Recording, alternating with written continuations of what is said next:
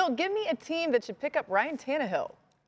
I like the Chicago Bears as the fit for Ryan Tannehill, not so much for what he does on the field, but more about what he can offer off the field, which is some veteran mentorship for the first overall pick, which we are presuming right now is Caleb Williams. The other teams at the top of this draft have made their move. The Patriots bring in Jacoby Brissett. Washington signs Marcus Mariota. Right now, the top quarterback on the Bears roster is Tyson Bagent. No disrespect to him.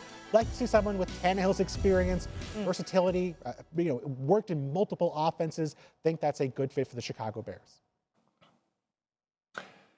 Yeah, I agree with Bill here. I mean, you could basically say he's a very competent veteran. He's not the same type of athlete that we've been used to seeing him with the Tennessee Titans, but it's a guy that's worked in multiple systems. He can still push the ball down the field.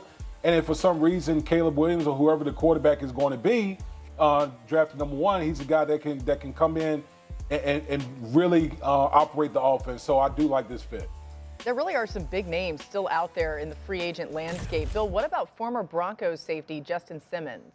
It's been such a tough market for safety. So many of the veterans either settling for one-year deals or still out there, but Justin Simmons is a really good football player, and he would be a great fit on the Buffalo Bills because they're moving on from their veteran safety combination. Micah Hyde and Jordan Poyer were so essential for the Bills in their turnaround under Sean McDermott. Both those guys are free agents, probably making moves elsewhere. Taylor Rapp has re-signed in Buffalo, but Simmons just a smart, versatile player. 19 interceptions over the last 4 years, most of any player in football, and just a player who I think is going to have maybe a younger secondary than the Bills are used to, lining up in the right places, going to be in the right spot at the right time. I think that's so valuable for a team that's transitioning in the back end of their defense.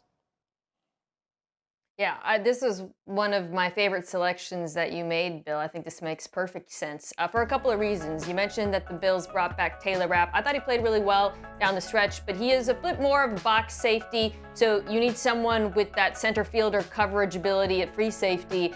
You also need someone who can use or can execute Sean McDermott's disguise-heavy defense on the back end, so a safety with versatility and smarts.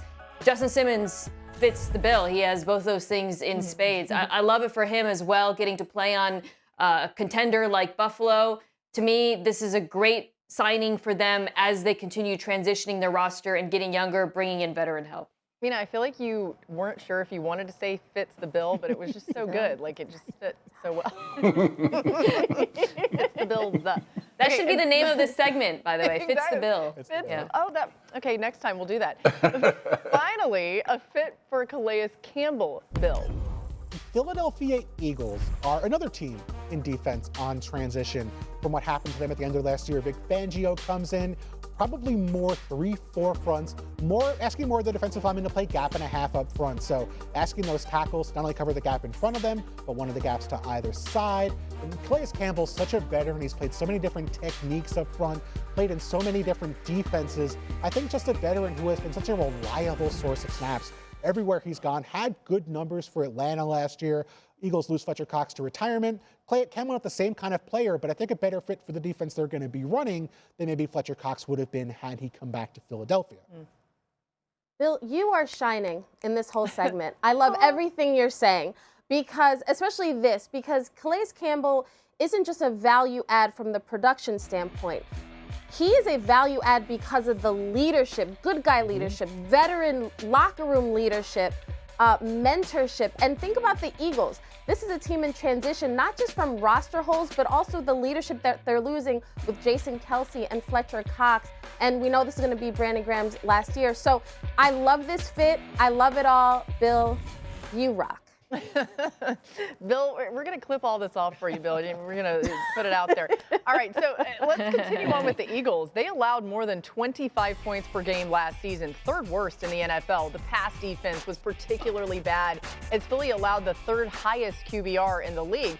So GM Howie Roseman has been aggressive in trying to improve the defense in free agency, signing pass rusher Bryce Huff, linebacker Devin White, and defensive back C.J. Gardner-Johnson. And Howie's made some really good moves when it comes to free agency, also in the draft. You think about all the things that he's done. So he's had success doing things like this. But, Damian, have the Eagles done enough to fix their problems on defense?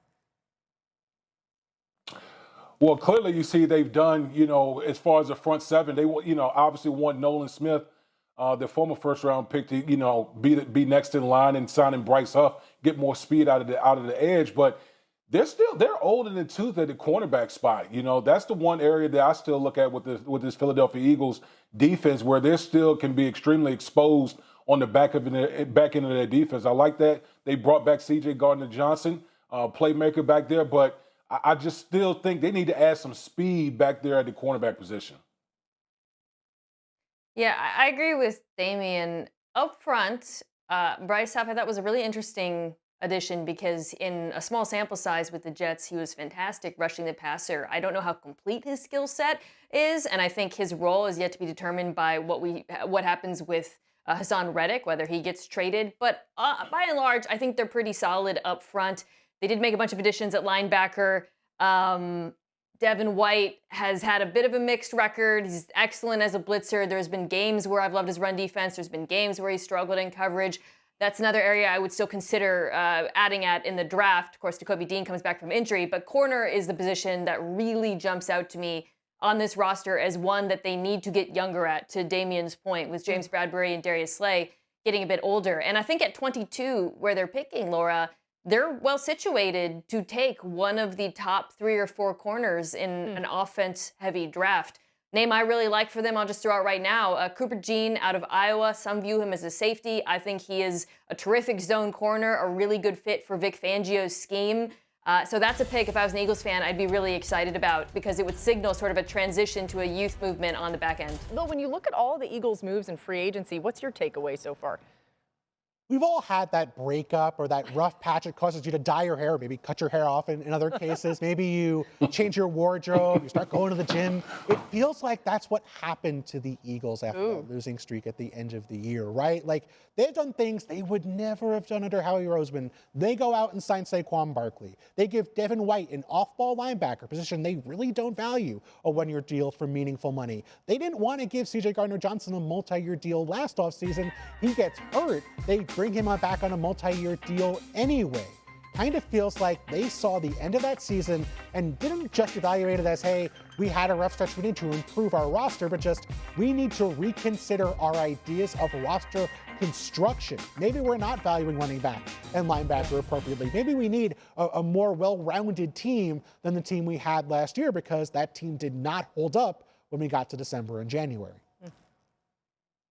Yeah, the Barkley signing took me by surprise for similar reasons. I would have expected that contract for him, but I would not have expected it from the Eagles based on how they treated the position in the past. Bill, to me, it tells me a couple of things. One, I think maybe the Eagles were surprised by how much the salary cap went up, and they thought, sure, we're already set at wide receiver, tight end, offensive line. Why not splurge at the one position that we can upgrade at? And to that end, I think that's another reason why I'm guessing that they made the move. This roster is already an all-star team on offense, and yet they fell short for a litany of reasons. So this felt like throwing a dart at a wall and saying, hey, maybe if we have a back who's a bit more multiple, maybe we can use him in the passing game, maybe we can put him in motion, maybe he can take advantage of some of these light boxes if we get them, because otherwise, to your point, it is very different from them, for them.